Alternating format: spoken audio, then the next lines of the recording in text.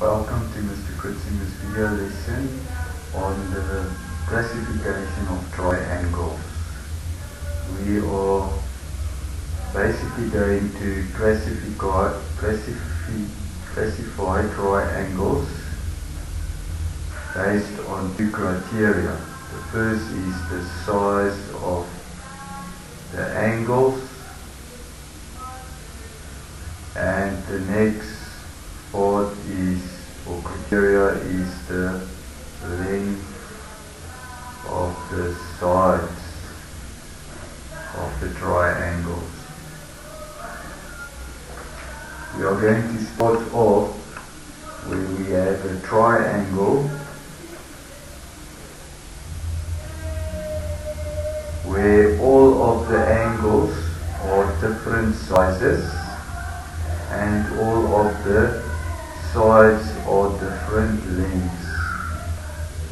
Let's say we have an angle of 87 degrees and the angle of 56 degrees, and finally an angle of 37 degrees.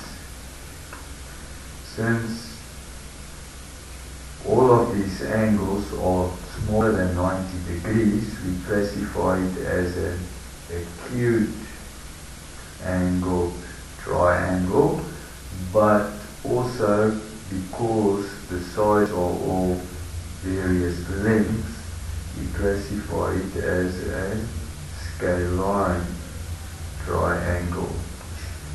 So if we combine the two criteria, we actually in fact classify it as an acute angled scalene triangle. Next we look at the scenario where we have a triangle with an angle of 90 degrees. And let's say the other two sizes are 53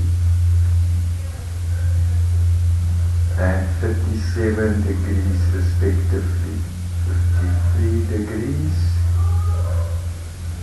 and 57 degrees respectively. Because we have a 90 degree angle, we call it a right angled triangle. But furthermore, since all the sides are various lengths, because obviously all the angles are different sizes, we classify it furthermore as a scalene triangle. Next we look at a scenario where one of the angles are larger than 90 degrees. Let's say 93 degrees. It's just a little bit larger than 90 degrees. Let's say 93 degrees. And let's say the other angles are 57 and 50 degrees respectively.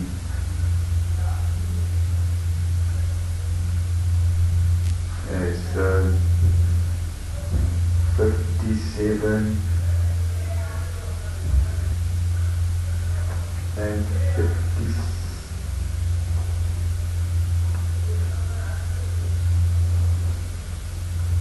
or rather let's say 50 and 57 degrees.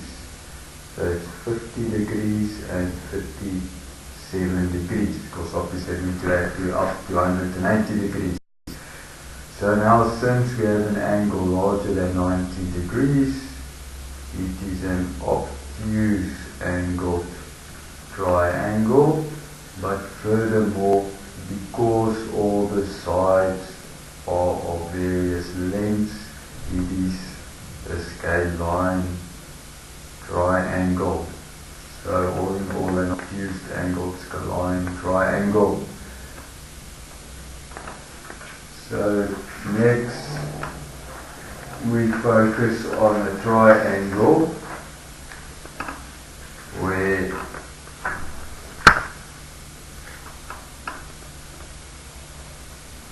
we have in fact two sides that are the same length. So we have two sides of the same length, and let's say we have two angles the same size, because whenever we have two sides that are the same, then their corresponding angles also need to be the same. It also works the other way. If we have two angles that are the same size, the corresponding lengths also should be the same. There's a 52 plus 52 is 104, so we still need 76 degrees. So in fact, because all of the angles are smaller than 90 degrees, this would be an acute angled triangle, and since two of the sides are the same length, it is an isosceles triangle. So it's an acute angled isosceles triangle. Next we look at the scenario where we have a 90-degree angle, and we have two sides of the same length, therefore the corresponding angle should be the same. In this case 45 degrees each. So because we have a 90-degree angle, it is a right angled triangle, and because two legs are the same length, or two sides are the same length, it is an isosceles triangle. The next scenario is where we have two sides that are the same length, but one of the angles are larger than 90 degrees.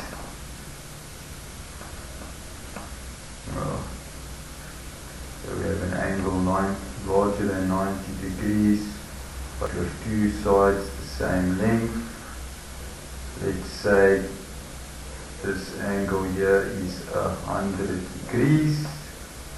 Then the other two would be 40 degrees respectively, to give us 180 degrees.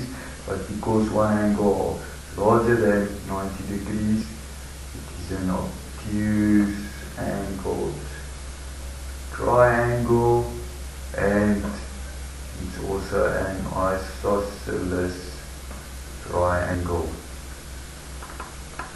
The final scenario we are looking at is when we have a triangle where all the sides are the same, therefore all the angles are the same. 180 divided by 360 degrees. So each angle size is 60 degrees, and we call this an equilateral triangle.